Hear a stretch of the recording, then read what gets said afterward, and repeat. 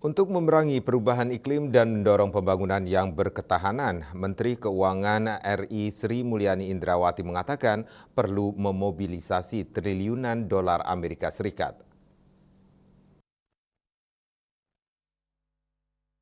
Menkyu Sri Mulyani dalam Business Session Dewan Gubernur Asian Development Bank ADB di Tbilisi, Georgia dikutip dari kantor berita Antara mengungkapkan Business Session tersebut merupakan bagian dari rangkaian kegiatan pertemuan tahunan ke-57 ADB yang diselenggarakan pada 2-5 Mei 2024. Pada kesempatan itu, Menkyu menyampaikan apresiasi kepada ADB atas dukungan berkelanjutannya kepada Indonesia melalui kemitraan di berbagai bidang pembangunan.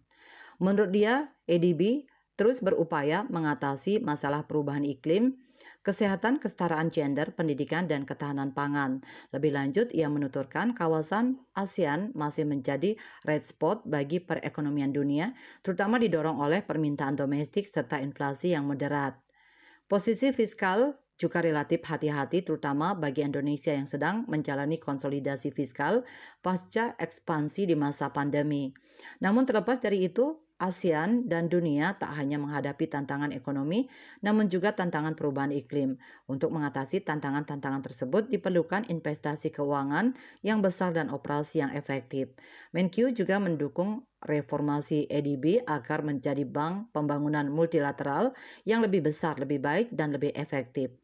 Lebih besar berarti memiliki kemampuan finansial yang lebih banyak melalui optimalisasi yang seimbang. ADB telah meningkatkan komitmennya untuk menyediakan pembiayaan iklim senilai 100 miliar dolar Amerika Serikat bagi negara-negara berkembang anggotanya untuk periode 2019-2030.